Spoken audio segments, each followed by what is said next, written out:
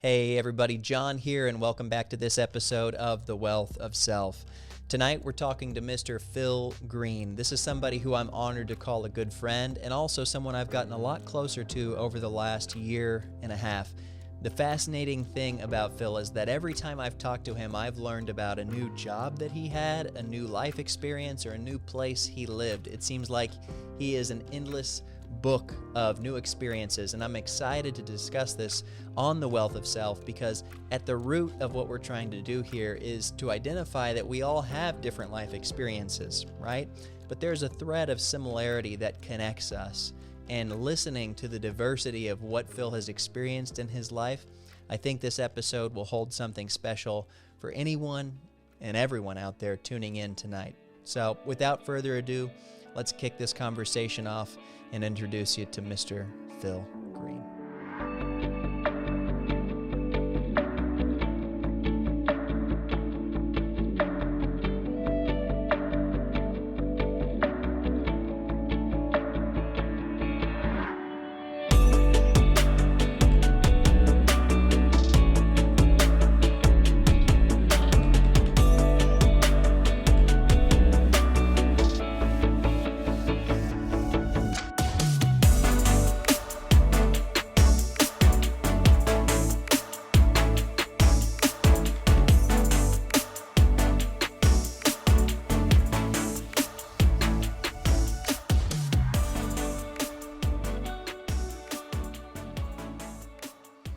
All right, Phil, thank you so much for coming in. I've wanted to do this for a long time, and I know I've sent you countless WhatsApp messages and texts and everything in between about coming up and doing this, but I've really appreciated having the opportunity to get closer with you over the course of my 2 years here, and I'm excited to get to know more about you in this conversation because I feel like every time we talk, there's another detail or something else that you've done where I'm like, wait a second. Like Right. even before we started recording, I was like, oh, okay. Phil was involved in, preaching as a reverend, all these different things that I had no idea about. And I've like known you close to a year and a half to 2 years now. So tell me a little bit about Phil Green. Well, there's a lot to know about Phil Green, but however, if there's any particular accolades or any characteristic things that goes along with the persona of who I am, all I can say is it's a lot that makes up me as a whole. Yeah. It's from starting off as a young man, coming of age, as far as the workforce, driving a taxi cab to over the years ending up working in one of the top laboratories in the United States, Abbott Laboratories. So from driving a cab to Abbott Laboratories, I done worked every kind of job you can imagine. Yeah. So it's a whole lot. And it Phil sounds Green. like that diversity in what you've done has allowed you the flexibility to continue to pursue new things. And, I think we can go into that even more on the story about the laboratory, how you had this top scientist essentially saying, like, I don't know if I could do anything else. He Right. kind of knew that one role, and to go outside of those boundaries was scary or even uncomfortable for him. So, Well, once he had said it and it set in later on that all the things that I've accomplished and done in my life, when I even my journey into the laboratory field, how I had to take the state exam. It's a 4-hour state exam test. Of course, studying for it, being in school, and once I took the test, I was the second one finished, and I was so afraid. It's like maybe I missed something, so I went back over, yeah. and still was finished before everybody else. And so I passed, the American accreditation for laboratory animal technician. Whoa, wow! And there I went. Yeah. And so that really helped me to know that I can accomplish, I can do, since I used to be a preacher, as it says, I can do all things, and I have done pretty much, as far as the work, Yes. I've done so much. A Like lot. I said, from taxi cab to having a martial arts school to teaching police how to fight, and I helped train Ronaldo Snipes when he fought Larry Holmes. I Oh my did gosh. so much. So Yeah. I can go on and on, but right Yeah. now I just can't recall Right. all the things I've done. You can get almost like lost in life's journey sometimes with everything that you have That's the done. key word, journey. Yes. It was a journey, and looking back, it's like, what a journey. I have no regrets whatsoever, because it brought me to the happy medium of knowing who I am. And Yeah. so the persona that I've learned to grow to know is, now I know. Yeah.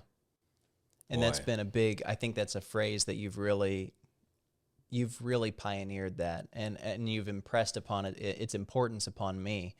But when it comes to your story, I think one of the things that I like to do whenever a guest comes in is try and get the whole picture by going backwards. wow. And so trying to learn a little bit about your origin. Can you tell me more about growing up as a young boy, family structure, and those sorts of things for you? Well, put it plain and simple, not to bore you, poor.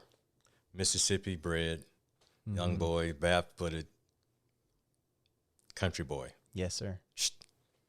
What about mom and dad, brothers, sisters? What Mom did the and makeup look dad, like? 4 brothers, Yeah. no sisters.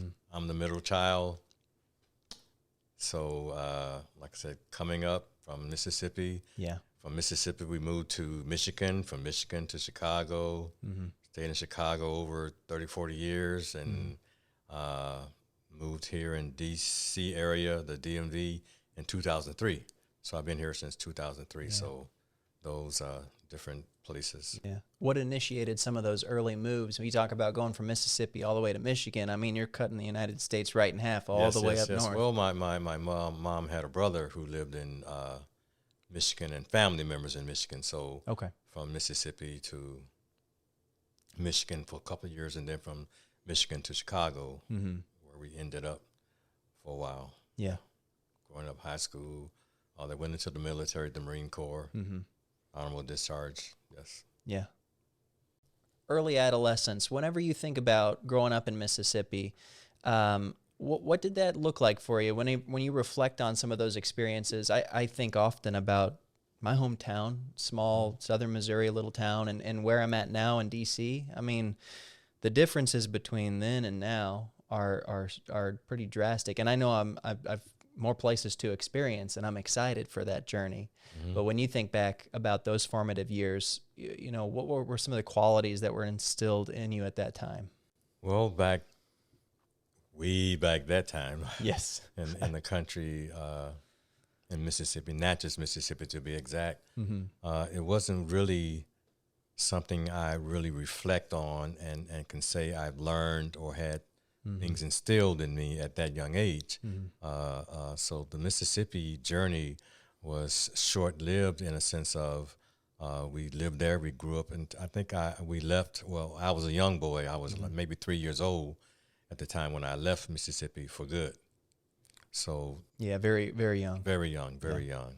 Yes. Yeah. So it wasn't nothing too memorable to reflect on to say I learned this and I learned that and this was instilled in. No, Yeah, not at that young age. So that came kind of in that next phase, and then throughout that next phase in Michigan, you said, right? Yes. That was at what kind of period or range of years were you sort of growing up in that part of the country? It was still preteen. Still preteen in Michigan. It was only 2.5 years or so that we stayed in Michigan. Okay, so pretty brief. Ypsilanti, Michigan, and so what I remember as far as the Michigan journey is going to school, walking like maybe 2 miles to get to school. We walked through a watermelon patch, walked through a tomato patch. We would always just grab a tomato, eat it like it was an apple. Little snack on the way. Oh, yes, yes, yes. And so those are the memories I have of that journey. And then you're kind of moving from that phase into Chicago. And that even for, a long time, Chicago has been one of America's grandest, most major cities. So is there kind of like a shift in your perception of, your worldview or seeing more people, more diversity in the people around you? What did that look like for you? Well, it wasn't to that extent. Sorry to say. It was kind of, wow. It was I came up in Chicago in the area of the gangs, Mm-hmm. gang-infested Chicago, Really? when the gangs were pretty much, I guess, formulating Mm-hmm. and had, situated themselves as a stronghold throughout Chicago, the Blackstones, the Disciples, and Mm-hmm. things of that nature. So going to school, halfway being afraid that, you need to be initiated in and not going along with that program and have to fight your way to school, Yeah. in school, and out of school on your way home. It was a constant battle. Oh, Almost. yes, it was. And, but we persevered, Yeah. my brothers and I, and we would always stick together. And so it was a time that didn't work Mm-hmm. because it was 5 of us walking down the street, and that looks like a gang to others. And so, but we stuck together no matter what. And Yeah. so that was a trial and a big journey. Well, that was one of the things a previous guest, Josh, a good friend of mine, he talked about his family structure because as a young boy, he grew up in Mongolia. And then because of his dad's shift in job, ended up moving to Russia, into Moscow. And so he's, an Asian boy in a largely different society at this point and having to face a lot of discrimination and racism of his own in that space. And, one of the things that he mentioned was that it was his brothers and him against the school, pretty much. It was like that was their tight-knit cohort that ensured that, they had each other's backs no matter what was going on. So when it comes to your brother structure, are you one of the younger brothers, an older brother? What did that look like? I'm the middle. There's 2 under and 2 over. Okay. One of the older ones passed away years I'm ago. sorry to hear that. But, because I was the middle child, I believe I had more favor than the younger or the older. Yeah. That's just my perception. Sweet spot. Yes, it was a sweet spot. Thank you for clarifying that. And so it was, like I said, we loved each other. We never had a fight. We never had an argument. Mm-hmm. Never. That's incredible. That's maybe even a little uncommon for a group of boys. Well, go figure. We would, have our issues, Sure. but we never had a fight. Never had a fight at all. Well, when it comes to mom and dad, whenever you're now in Chicago and looking at that sort of that structure, are they having to have difficult conversations with you about making sure you're safe at school and sticking together in those environments? How did that mentorship go from a parent's perspective? Well, from a parent's perspective, the only thing was, we was raised just by our mother. Our father wasn't in the picture, and because she had to struggle to work to make sure she feed 5 boys. Yeah, it's a big job. 5 boys, and so the safety in her mind, it was just make sure you stick together. Mm-hmm. And so that's what we did. My older brother, he first learned martial arts, and he taught it to us. So therefore, we all didn't have to go to Jordan. Whatever he learned, he brought it home to us. Pass on we the knowledge. practice, day in and day out. Yeah. Yes. So. Well, I think one of the things, as I mentioned earlier, and as you've expressed always, is that every time we talk, another detail comes out. I think whenever I was doing some work for the American Veterans Center, and I had actually one of our first podcast guests over, Josh Pinkney, he was a former photographer in the Marine Corps. And just in the lobby coming up to the apartment, you were like, oh, yeah. You were like, I was a former Marine. Wait a second, Phil, you were in the Corps. So yes, going back and starting to maybe focus in on some of the different occupations and jobs and experiences you've had, if we turn that clock back, what did that look like as you were in high school? And then further, when did you start working, and what did that first job look like for you? The first job was delivering newspapers. Yeah. Had a baby carriage. We would stack our newspapers in and deliver newspapers. Yeah. One person on my route at the time was he was a boxer, famous boxer, retired, Frank Robinson, I believe his name was, if I remember correctly. And so those days, and even being out there delivering papers as a young boy, fearful of the gangs, but they saw that you was working and you was no threat to them. So we never got attacked being a newspaper boy. Yeah. And so from that, my older brother was a shoe shine boy, and that's how he made his extra money. And from being in high school, I never had a job while I was in high school. When I got out of high school, I worked at a factory making car parts. Oh, nice. Yeah. For any specific manufacturer? Camshafts. Camshafts, Yeah, okay. we made camshafts, yes, for vehicles, yes. Yeah. And so whenever you look at your post-high school period of time, did you go immediately into further education with college, or did you start to focus on the workforce? How did that Well, evolve for you? didn't have the mindset to want to go to college, but I went to a community college and I took up computer programming. Mm-hmm. And I surprised myself. I was getting A's every day, learned how to program a robot Mm-hmm. to stand up, walk, come back, sit down. I was excellent in school. Yeah. But however, as a young man, The butt. since you bringing this out of me, Yeah. as a young man in college, out of high school, Mm-hmm. oh boy, the women. Uh-oh. Yes, it took my focus off of school. Distractions say- galore, right? Oh, it was unbelievable, overwhelming. Mm-hmm. So I commend any young person who went to college from high school, or even going to college. Period. Yeah. Just the focal point of 4 years of being focused. Well, I mean, you look at college in many ways, it's a social, blooming atmosphere for so many people. It's the first time you're around, a variety of different people. Yes, I know moving from Salem, Missouri, and going, even I stayed in state. I went to Columbia, Missouri, but it was still a big school, and I got to interact and meet with people that I wouldn't have that opportunity in my hometown. So it was like eye-opening. And even exhausting at times because of how much, sensory overload you got anywhere you looked. So with that degree in your sort of computer science and programming, did you find that sort of informed your next step, or were you ready at a certain point to sort of shift gears and go in another direction? It was at that point I took a cab somewhere, and the cab driver, I let him. We had conversation, and it came up that I was in school to be a computer programmer, and he let me know that he went to school to be a computer programmer, but he dropped out because the way the system was back then.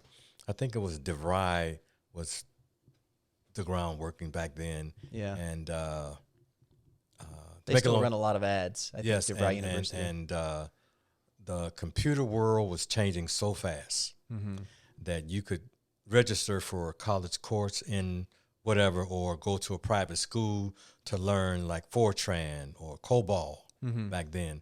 And by the time you finish, something else come about. So you will always have to be in school learning, because the system was constantly changing back then. Yeah. And so that deterred me of continuing my education on the realm and the field that I was going to, computer programming. So it changed my thinking. Well, I need to think of something other career versus computer programming. Yeah. And when that happened, where did you start to focus your energies once you realized that maybe this is not as secure as you thought it was going to be? How did that change your next steps? Well, it changed it, and I didn't know what I wanted to do. That was the big downfall in my life, of not knowing where or what I want to do, or where I want to go or end up. Didn't know. And so I thought the military would be a good fit. In the military, because I was always told I had a good radio voice. So instead of going to school to pay the money to take the course and all this stuff, yada, yada, yada, I said, let me go into the military for communications. Very nice. However, you get there in military, I signed up to be Marines, and it wasn't what they said it would be. It was totally different. Yeah. So that messed me up. I didn't get my MOS in the military was, wow, I don't even remember. It was a radio communicator, but it wasn't to go on air, to talk, to do anything. It was carrying the radio. Well, it's got to get to point B from point A somehow. So, I'm out the military now, and I was in, it was in 75, and laying around trying to figure out my next move. And as a young man still, became stagnant in having a mindset to do something, to go get a career. Right. Yeah. Yeah. When you were in that period of time, I always envied people in college who seemed like they had it figured out. And in my perception, oftentimes those were the younger people who were involved in the nursing programs or maybe the pre-medical programs. Because you look at those routes, if you ask yourself and give yourself an honest answer and say, I want to be a doctor or I want to be a nurse, academically speaking, you pretty much know the blueprint of what steps you need to take to get to point, whatever that is for you, the end point. Was there a dream job or a dream scenario that you had thought through in your mind as you Yes, were growing it up? did. Matter of fact, I registered for another college, and I wanted to be a property manager. Okay. You know, I dabble in real estate. I used to be a painter, interior decorator. I started painting apartments, homes, houses when I was 13 years old. And so that stuck with me to be a property manager, It's a to good manage skill. property. So I went to school for that. As I was going to school, Yeah. I was also a doorman. So I was working full-time as a doorman and going to school full-time. And that didn't work. Too much, just overload, It or was what was overload. I'm falling asleep in class. I'm falling asleep at work. it? Yeah. And so, but persevered through that. And, you know, the thing about going to school back then, going to community college or, you know, private institution is like nowadays, I think it's maybe 20 years ago, they have these agencies to help you find a job in the field that you're coming out of school for. For sure. Yeah. Right? But back then when I was in, that wasn't the case. And so you had to fend for yourself, and resumes back then was like null and void. It's like you could fill out a resume and have it presented real good, but there's 500 more people with the same skill set, Right. same everything, and then that was a deterrent also. So Yeah. it's like, wow, what do I do now? Yeah. And well, you make a good point, because a lot of the people who are involved in the world of development, coding, these kind of fields, they have what are now called like coding boot camps. So instead of going to a 4-year institution or whatever, there are very intensive 8, 12, 16-week programs where these people will go and just hammer out the skills that they need to step into a workplace and begin to function at a fairly high level. And I've had a friend who did that, and it was just a really short burst. And right out of it, he was on a campaign helping them with web development and outreach and all these things that were technically oriented to his skill set specifically. But it was a situation where that was a job placement that was a part of that package. Right. And Yeah. coming out of school, sometimes it's like, what are you going to do? Exactly. What am I going to do? And in my case, my mom, she instilled church in us.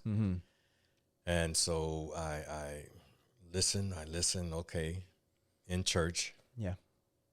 Got to be, I went to ministerial school. Was that after your time in the Marine Corps? Yeah, that you started after that? Marine Corps.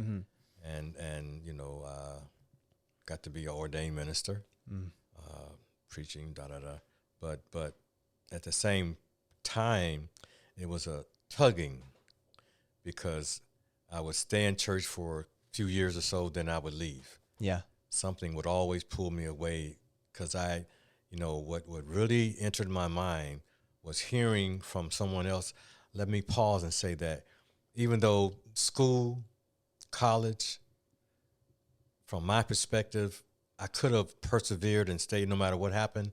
And like I said, here again, I commend anybody who stay and further their education. Kudos to you. Yeah. Stay focused, stay in school. It'll benefit you. So the ministry helped me eternally to become wise beyond the norm. Right. And I find myself not having any friends, because I was always to myself trying to focus and study on one thing. Yes. And that was the Bible, the Word of God. Yes. That was my focus for years and years and years. Living with my parent, my brothers, they would always find me in my room with my Bible. That's some dedication. Yes, for years, that was my focus. So I learned how to focus Yeah. on one thing. And I, here again, I commend people who can multitask. Great. But me, one thing at a time. Yeah. I focus, and I persevered that area. Yeah. And I focused in the laboratory. I got my certification. I focused. So I learned how to focus on one thing instead of trying to take on a burden of this and that, trying to figure out. As I was focused on one thing, other things came in my mind. And as I was doing that, for some reason, I learned how to write. I was write poems and songs, and that was a big help. Yeah. So, how old were you when you got involved with your first sort of ministerial work? And it sounds like you spent like years in that phase of your life. 22. So pretty, yeah, oh man. Yeah, 22. And you were there for like how many years were you in that intense sort of study phase? Well, and in practice? I'll say 76, Okay. 1976. I got ordained in 1995. So those years of dedication. And were you in the Chicago area at that time? Chicago all the time, yes. And it was intense. Yeah. And not going to clubs, not going to bars, not drinking, not smoking, not doing anything. Yeah. And people label you, you know, Right. oh, you Mr. Goody Goody and all that stuff. But I had brothers. We played. We did everything that everybody else does. But yeah. you just weren't blowing a stack of cash at the local bar or something. However, backsliding. Yeah. I wound up being a bouncer in the clubs, famous clubs in Chicago. I was a bodyguard. You heard of Mr. T? Yes, sir. I came along with him. Really? Yeah, I know him. Yeah. So it's, you know, I'm right now I'm laughing, but you don't see it. Yeah. Because like I said, I've done so much. Yeah. Well, it's evident. It's evident. I've done so much, and even that being a bouncer in the famous clubs in Chicago. From the Copper Box, famous club on the west side, to this famous DJ, Tom Joyner, the fly jock. He would come to in the club and put on little skits and bodyguarding him. And it's just so much of different jobs and journeys that I was on as I was coming of age, so to speak, and trying to still, in the back of my mind, finding myself. So. Right. No, I think that it speaks to a continual self-discovery and a journey of self-discovery. And I think if a lot of people hear this story and they're looking at the trajectory or the career path, you go from being ministerial and in this sort of church-based space, and then you're juxtaposing that against, you know, being a bouncer or being security in a clubs. Yeah. Most people would put those two on opposite ends of the spectrum almost. But it's fascinating because you've gotten to have both perspectives. And that's informative in and of itself in a lot of ways. Well, yes, I'll say that. And just sitting here, just thinking of the past, of the journeys of the different jobs, and having those different jobs and meeting different people. I've met so many different type of people. It's just unbelievable, their journeys and sharing with me. And so for some reason, people marvel my journey. When I tell them what I used to do, who I met in my life. I met so many movie stars and millionaires that I was friends with. The person that invented the formula that undercoats cars, Mr. J. Turk, we were good friends. I can just think of right now so many people I've met that befriended me because of who I was. And, you know, one thing I can say to myself, I was so open. You could tell me anything. I learned not to be judgmental. Yeah. Because it hurts for someone to judge you and say, oh, you're this and you're that. It does. When you know you're not. Right. So you know your own truth. Yeah. Yes. And so just, you know, I know you want to segue this, but just to pause in a sense and saying, like, now I know those journeys, one should look at journeys and everything that happened to you in your life as a lesson. Yeah. Nothing negative. It's always a lesson. And we have to look at everything we do as a lesson. Yeah. As difficult as it may be in the moment, it's something that's going to help push and grow and foster your and a lot of us are not teachable. Yeah. That's where we fall short. That's just my opinion. Being open. Now I know to be teachable, and everything is a lesson. Yes, sir. Learn from whatever situation you're in, whatever somebody say. It's just like you and I. We never had an argument, right?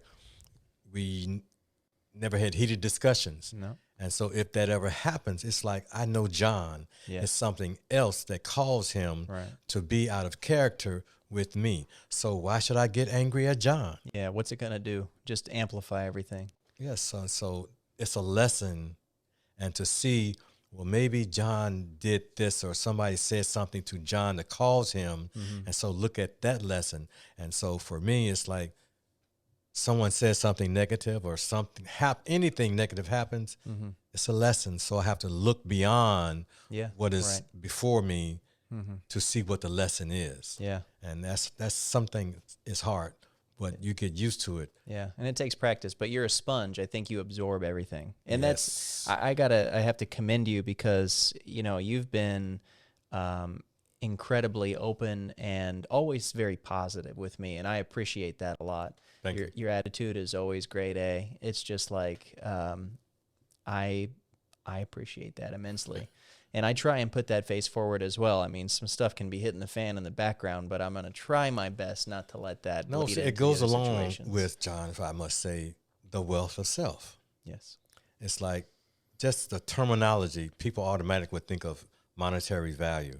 Financial, yes, yeah. But it's not. It's like John is worth something to somebody, but he's worth something to himself first. Yeah. And so John has to know his wealth of self. Yeah. That's the whole premise. That's the idea. To know thyself. Yeah. When you know who you are, oh my goodness.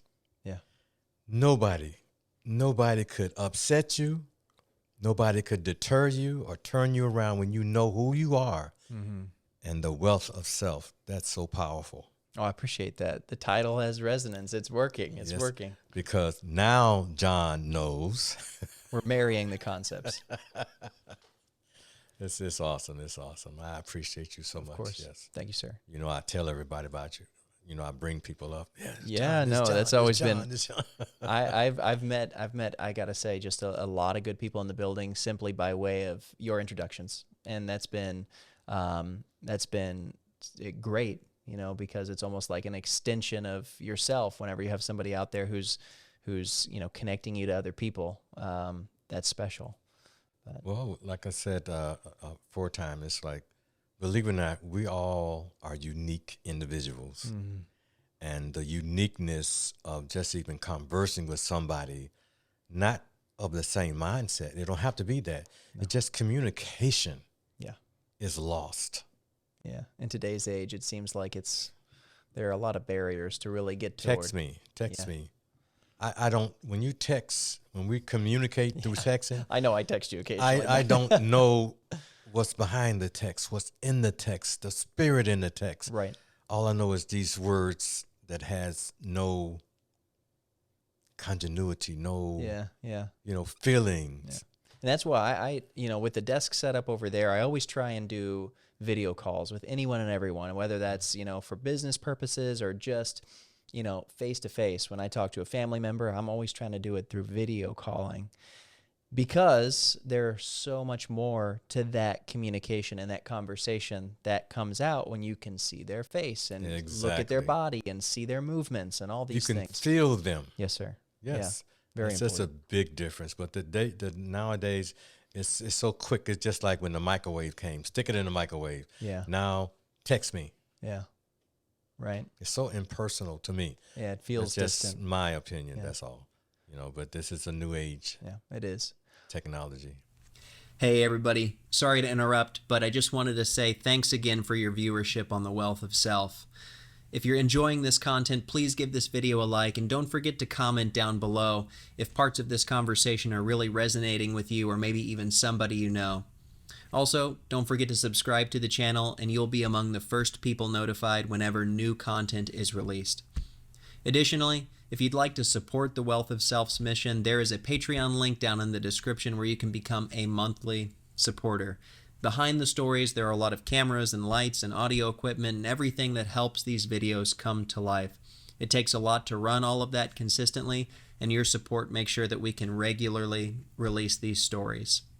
Finally, if you are a photographer or maybe you're interested in video production and you'd like to learn more about the equipment that we are using to document these stories, you can check out the kit.co link also in the description. Any purchases that you make there will earn a small commission for us to keep on telling these stories. So without further ado, let's get back to the interview. Phil, I wanted to evolve from your time in Chicago into your life on the East Coast, because I know you still have some family back there. You occasionally are going back and forth. Right. So it sounds like pieces of your life are still there. But being on the East Coast, what did that shift look like for you? And was it because of a job opportunity or just a desire internally to see a new place? How did that look? What actually happened was my older brother in the Air Force in this East Coast side and Andrews Air Force Base, Bowling. He would ask me for years and years, you ought to come. And so opportunity presented itself, and I came in 2003 and lived with him, and he wanted me to work as he worked in the area that he did in the government, which I cannot name. Sure. And so fair enough. if you work here, then I can pull strings to get you in there. Yep. And that didn't work out because of my military background. And I will share with you the reason why I'm not a secret agent or a secret service, because I caused the government to change the way they do things when someone wants to come into the military. If you cannot shave and look neat, what happened with me is you have to shave every day, and I would bump up. Oh, yeah, razor burn. Right. Your ingrown hair will go back in your skin. For some people, and that can bump be up. bad. Yes, it was terrible. Yeah. And so the sergeant at that time, they would make you shave over your bumps, and you would bleed. Oh, God. And so I got tired of that when I was in the military. You can get a medical? Yes. Okay. I went to the Navy doctors. They gave me a medical chit that I cannot shave. The Marine Corps tore it up. Oh.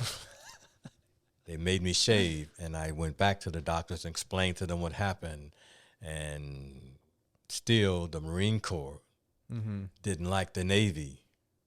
And so it was a confliction all the time. Yeah. And so I took it upon myself to do it on my own. You want me to shave? I'm not shaving.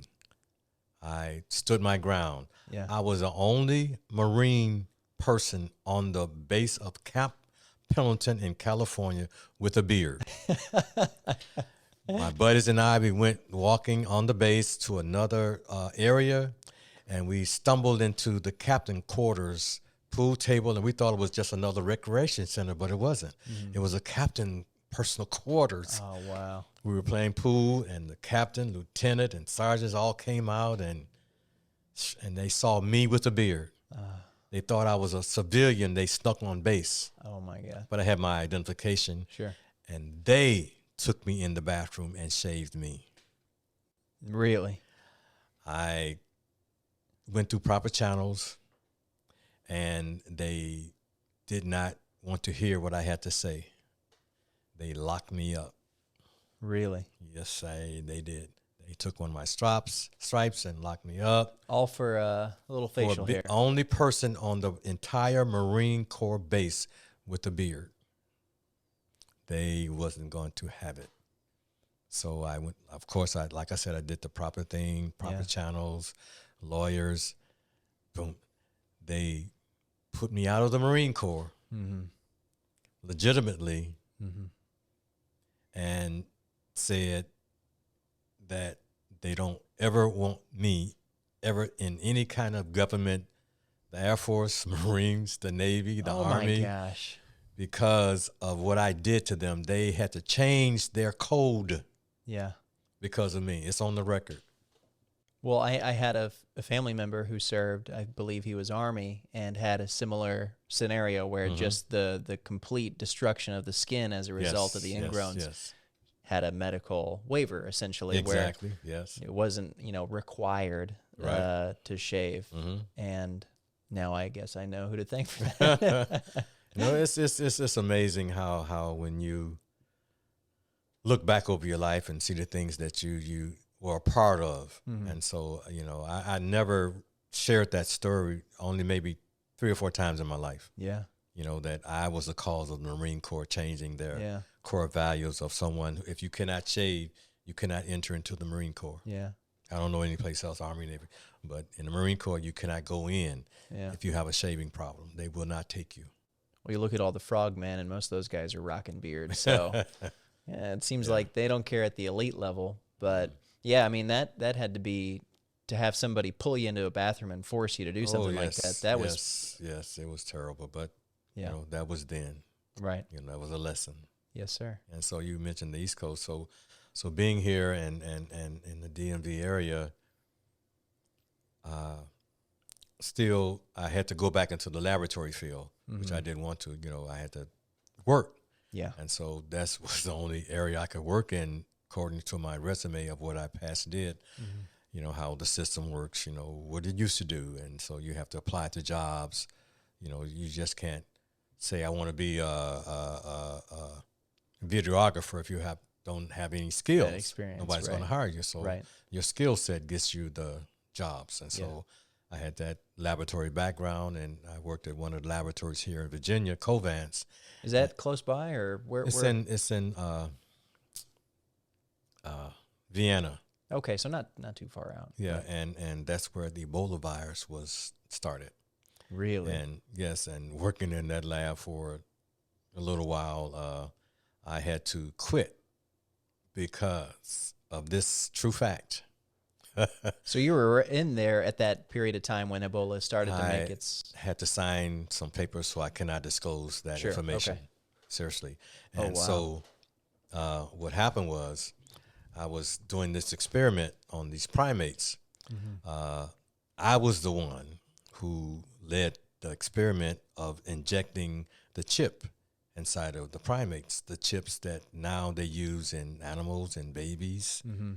Yes, I was part, and I'm working, not thinking of what I learned over the years, what the Bible says, that you will be marked in your hand, and so that went through my head. It's like, oh my goodness, I'm a part of this. I'm the thing. instrument. Yeah. Yes, and so I got out of that program. They let me out of the program. Yeah. And from that, I went to another facility and work on these special primates, which I can say without any detriment to my person. I quit because when I opened the door, I didn't quit that exact day. Yeah. But going into this other facility at this place, Somewhere. the primates, Yeah. they look so human.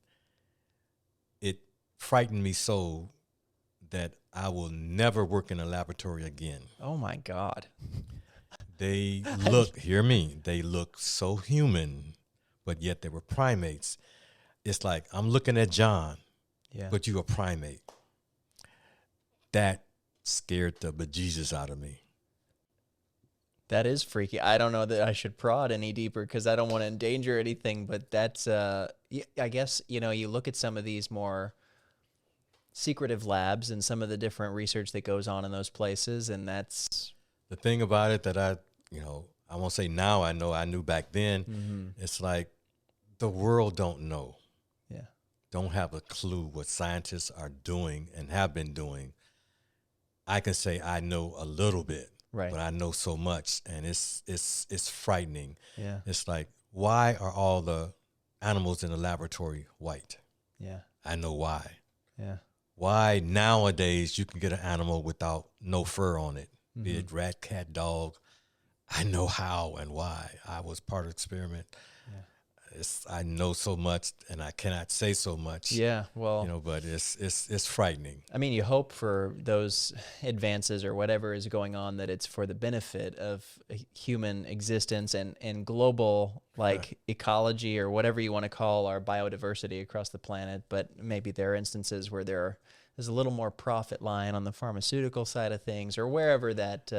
I can say this, that I was always in research and development in the laboratories. And back then when I was doing it, from the time you invent, like say Advil, Sure. you know that this will do this for your system, take away your headache or pain or whatever.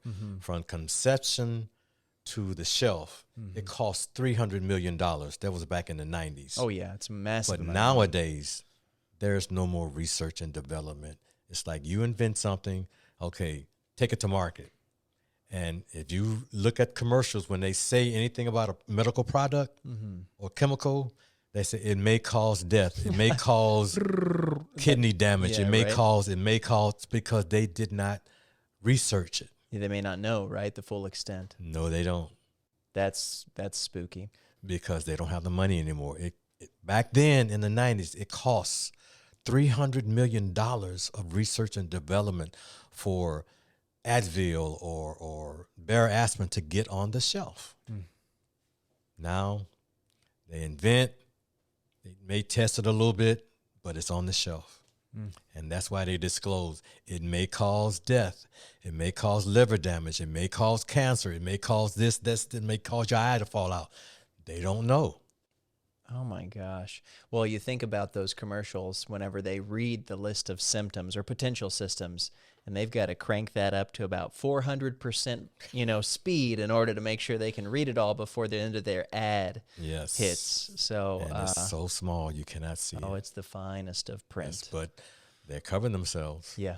They did disclose that it may cause your teeth to fall out. It may cause your nose to bleed. They told you. They warned you.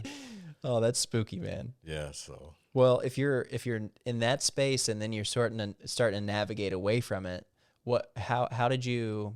There may have been some steps in between there and where you are now with Bizzuto Properties and 1331, but how did that next phase of your life look? Well, it looked. Because when did you end your time with this as a laboratory research? I'll say in 2007. Okay, all right. Yeah, I stopped working at Covance, and then I went into the private sector of security. I worked at this the government that has the map of the whole world. We do. Yeah. We map the whole world. We know the boundaries of every part of this world. Not the United States. We have the maps of every parcel of land in the world. Yeah. Well, not we, but the government, part that I worked at. That's an interesting point, because these drones that I'll fly occasionally, you can't fly a drone in D.C., but these are all manufactured in China by a company called DJI, and there are other companies. But that flight data from those drones and the sensors and the high-resolution cameras that are on them, I mean, there are millions and millions of personal UAVs all over the world, and a lot of that flight information, elevations, flight distance, all of these things are stored. So I've always been curious about that, because in essence, these small personal UAVs, unmanned aerial vehicles, have essentially mapped conceivably every square millimeter of Earth, maybe with exception of like Before Antarctica or something. the drones that the public have use of now, the government had it years ago. Yeah, of and course. I'll give you an incident that I was involved in Somewhere. Maryland, and Korean ambassadors, officials came to the facility because we mapped the whole world. It was dispute and boundaries, and they knew that the United States had. Is this the northern portion of Korea? And or the so, and so they tried to come on the government site unannounced with their security. And it got to the point that it was on the news and guns was drawn and things of that nature, but everything settled down. But the fact is that the Korean government and the other entity almost started a war because they said that was their land, and they said, no, this is our land, and things like that. And they knew that somehow the National Geospatial, where I worked at, had that information. They map the whole world. They know what the exact end of D.C. into Maryland. They know exactly where China meets Russia. They know every... to the 10,000th place on the latitude and longitude number. This government, this world. Yeah, well, I think that's something that a lot of the public sphere doesn't really... I guess most people are not always concerning themselves with it. It's just not in their daily routine to freak out about something of that nature. But it is, it's the constant work for decades and decades and decades behind the scenes of government employees trying to get that data Allow me to share this. I'm going back into the 70s. Yeah, of course. To show you how this... I'm not targeting the government, but this is a true story. Yeah. My brother's in the Air Force. Sure. He was doing special stuff. And the home that my mom purchased had it built from the ground up. Yeah. Back in the 70s.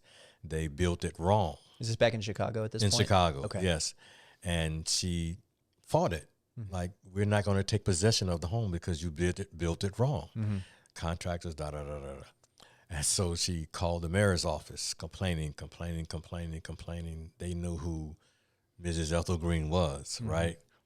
Blah, blah, blah, blah, complaining. And so her lawyer told her not to pay rent until this is settled. So we had thousands of dollars cash money in the house, right? God. Yeah. So what happened, my older brother, who, like I said, was in the military, visited from the East Coast. We're in Chicago. And back then there were no cell phones. And so he was making a phone call to one of his friends, and he heard a funny noise inside the phone. Little click, click. It was a bug. They bugged our house. Yeah. True story. Yeah. No, that's a real thing. I met recently with some friends, and he at one point was applying for one of the 3-letter agencies. And at that period of time, there was what he estimated was some phone monitoring of his private line. Just think about it. They came into our home when we wasn't there to put the bugs in the phone. Yeah. That's the scary part. Right. And the other scary part is he's where he was, I guess the East Coast, I could say, and we're in Chicago, and we're talking to our older brother, and he had mentioned that where he was in D.C., in the other part of D.C., right, the other city of D.C., yeah, and the phone went dead. Yeah. Well, I think now with all the cell towers and everything, if they want to intercept one of those lines, it's possible. I mean, but see, before then, now they could, but just think, you know about that now. Yeah. But back then, had the landlines and all that. Yeah. Took a little more manpower to get that done. Well, that's what you say. Damn. Well, the thing is, all these cell phones, everything that we have, I mean, I've got the iPhone here, these computers, I've got a Google over there. It's all listening all the time. Otherwise, how would it ever hear you when you say, whatever your keyword is in order to turn it on? Yeah. Yes, exactly. So that's pretty fascinating. I mean, it's spooky, but yes, at the same time, it shows you the power of Big Brother, maybe. So we're laughing, but yeah, it's scary and powerful at the same time that they can do whatever they want and get away with it. Yeah, yeah. I don't know how we got on this subject, but no, we're off on a tangent, but that's okay. But being here in DC is awesome in itself. I really don't like DC. Only reason I don't like DC is the traffic. You cannot get in your car and easily drive anywhere without any headache, and parking don't exist. Well, I mean, they make all the signs so confusing that even if you think you're going to be in a safe spot, whoops, you read it wrong, or there's a sign 20 feet that way that contradicts the one that you just read. Exactly. So, yeah, that's one of Can't my stand biggest it. gripes about being here. But I mean, it seems like at this point in your life, you've been able to reflect a lot, and the journey's not over. I think there's so Oh much more no, to do. I've only just begun.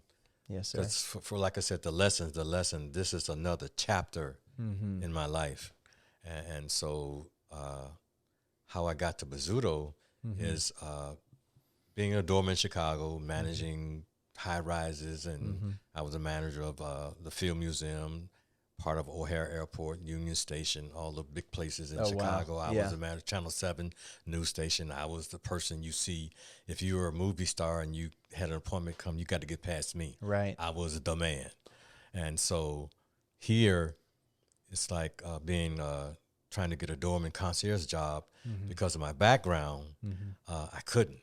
Mm. They said, we're not hiring for managers. We're not. I just want to be a doorman. No, Sure. you know, you're gonna like maybe get your foot in the door and go someplace else. You know, it's like they think I'm going to quit. Yeah. You know, and go get more money in another place, so they don't want to take a chance. All that nonsense. And so I learned the thing of being overqualified. That's a thing. Yeah, and real so looking at Bizzuto, all their things that they did, I said, "Oh, it's a good company." I applied, rejected. Really? 6 months later, applied again, rejected. So it took me 5 years to get to Bizzuto. Wow. Wow. Well, they run a tight ship here, and I think that Very they're tight. continually expanding. From my understanding, Bazzuto's got properties globally at this point. They are the number one management company in the United States. In the United States. Do you know if they have a global footprint at this point? Yes. Do they? Okay. Yes. Yeah. Well, I feel like even though I recognize that my time in this specific place in DC will come to an end, I cherish being able to connect with you. Thank you. Because whenever you get into a new place, much like you've said, just maintaining an open attitude, because you never know what one connection can lead to, or what just one conversation in an elevator or in a lobby can do for you. And you've continuously been a very positive energy, and I think other people here feel that too. And On that note, to not to pat myself on the back, but it's just the truth of the matter. Like you said, the connectability and knowing people, and the people knowing me, and the respect that they give me. Just a person in particular who has a unit that he pays $22,000 a month for, and he's a well-to-do person. Yeah. And befriended. It's like, wow, we're cool. Right. And so cool to the fact that when he goes out of town, I am the only one that's allowed to go into his unit, to let anybody in his unit. Don't let anybody in there but his mom or his girlfriend. Nobody else but Phil, his mom, or his fiance. Right. Management can't go in there. Yeah. Maintenance can't go in there. Just Phil Green Hell yeah. and his family. So that type of respect is like, wow. And it's not just him. It's like 3 or 4 other people. Right. Says only Phil Green is allowed. Phil Green gets my mail. Don't give it to nobody else. Things of that nature. That made me like respect my job more. Yeah. You know, It's a sense of confidence too, that you've built that rapport with that person or those group of people, and there's a level of trust. yeah, that's there. and management, like last year, it's still going on now. It just overwhelmed me to the degree that everybody calls me Mr. Green. Yeah. And I'm the only one that don't wear a name tag. Everybody else does, and nobody questions why, but everybody calls me Mr. Green. Yes, sir. From the owners of the building to the management. Yeah.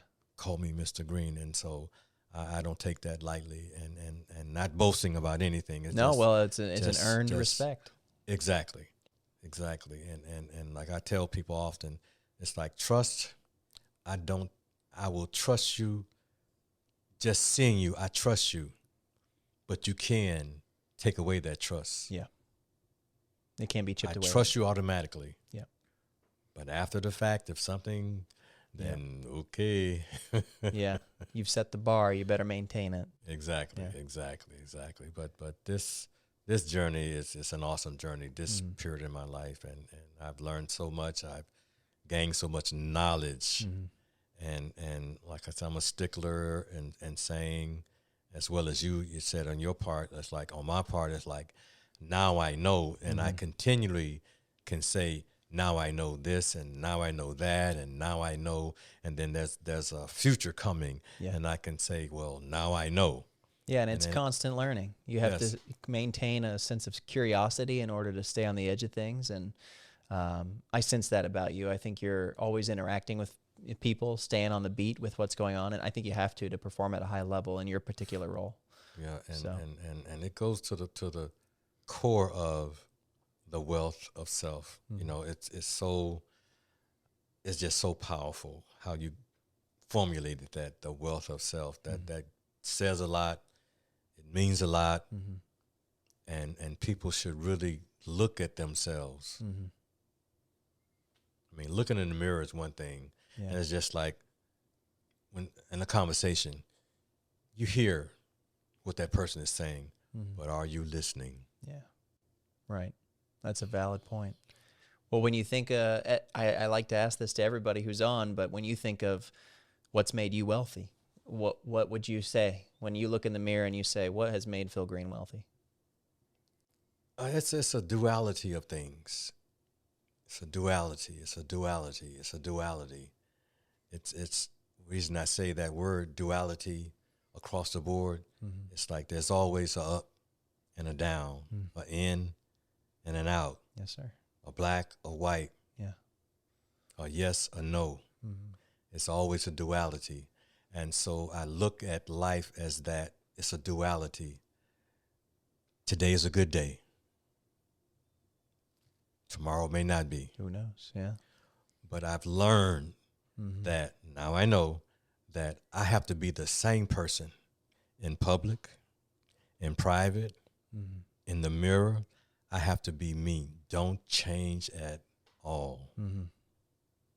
That's very wise words. Yeah. I think, as we talked about, when you start to skew away from what you know to be true in here, then that's where you start to have some internal conflict. And you have to start to ask yourself, is this change safe? Is this worth it? Is this me? Yes, no. But that honesty, that self-reflection and that personal intrinsic self-honesty, that's so vital. So, The wealth of self. Phil, I appreciate your time, man. Thank you so much. And I'm hopeful that this message out there, will show people that you are going to experience an abundance of things in life, and you have to maintain an open attitude toward it. You know why? Because people need to realize that this is a universe of a university that we're in. Yeah. The world will teach you one way or another. So you're always in school. Yeah, in some way, shape, or form. I think about my dad and all the different jobs that he's had over the course of his life, and I mean, it made him a well-rounded guy. And I think it's done the exact same thing for you. And I hope I can say the same about myself, having worked some weird jobs, some fun jobs, some boring jobs, everything in between. It's given me a good perspective on pretty much every strata. I mean, there are still places I haven't explored and things I haven't seen, but in the future, if it happens, when it comes to it, I'm willing to go along for the ride. There you go. See how it goes. Well, Phil, I appreciate your time. Appreciate you, John. I am excited for people to be able to tune in and see this one, and it's out there for people to learn from and to hopefully glean some really profound knowledge from, just by being able to hear your story and parts of your journey. And I appreciate it. Just little bits and pieces they heard. It's a long story, but that's I mean, I hope it will inform anybody out there who's listening. So I appreciate it. Thank you for this time. Absolutely. Hey everyone, thanks so much for tuning in on this episode of The Wealth of Self. As always, your viewership is immensely appreciated. If you want to take it a step further, don't forget to hit that like button, subscribe to our channel, and hit the notification bell so you are among the first people to know when new content is released onto our channel. Additionally, this is all about hearing voices. If you have any questions, anything that really resonated with you during this episode, leave a comment down below. I'm very eager to hear your voices and your thoughts. Until next time, thanks for watching The Wealth of Self.